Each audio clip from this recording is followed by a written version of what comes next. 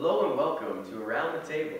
I'm your host, Jack Folkers, and we have a great show for you guys today. First, let us welcome today's panel, Alan Quartermain, Sir Henry Curtis, and Captain John Good. Welcome, guys. Now, the topic of today's discussion is this book, King Solomon's Mines, which you three have all gotten much fame from. And the first thing I'm going to ask about this is, why are you three all here, and how did you survive the desert? Let's start with you, Alan. Well, I'm not really an author. I'm actually an elephant hunter, and so I was the survival expert of our expedition. But I don't really think it was my skills that got us across the desert. It was by some kind of a miracle. Yes, it was a miracle, but we did have some guidance. You see, Quartermain here knows a lot about the lands down in Africa, and so he had some information on the legend that was supposedly King Solomon's Mines. In fact, he even had a map that one of the treasure seekers had drawn in his dying moments. I think that map is the reason we are still here today. Anything to add to that, Good? I really don't know why we're still here today, but I'm thankful for it. You see, it's kind of funny how we went out on that expedition full of excitement, even though we were expecting to die.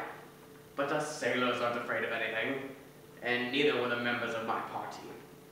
See, it was this determination that got us across the desert. Okay, so after you crossed the desert, you contacted a native tribe called the Kakunans, and a civil war broke out while you were there. What happened between you guys and the natives? Well, Jack, by observing the barbaric actions of this tribe's king, whose name was Twala, we were not just going to sit around and watch him slaughter his people. Also, it turned out that one of the servants that was accompanying us on the trip was the true king of this tribe, somehow. So we fought to put him on the throne. Alan, what do you remember of this conflict? Well, yes, what I remember most is the brave men that fought and gave their lives for the true king, Ignosi, who happened to be our servant somehow. Those men fought very bravely, and they never backed down, and I just wish I could have shown that bravery. Anything to add, Captain? Well, my experience among the Kakunans left a hole in my heart.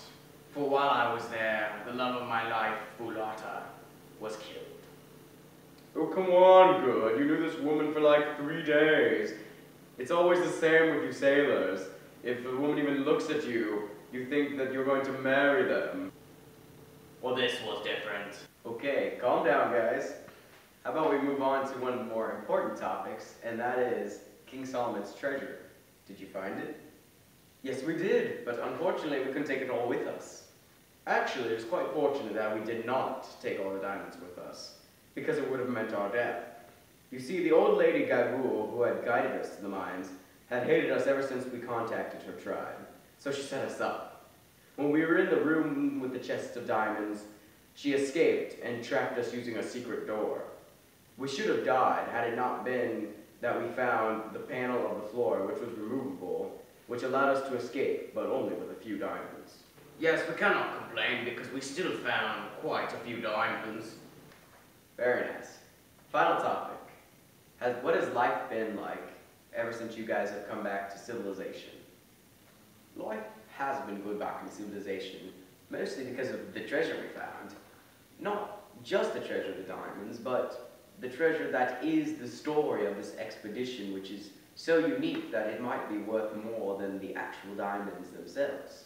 Yes, I am glad we pushed Alan to write this story, for it was the best treasure we got out of the trip. But we must not also forget that I found my brother on the trip, and that is the greatest thing that happened for me after this.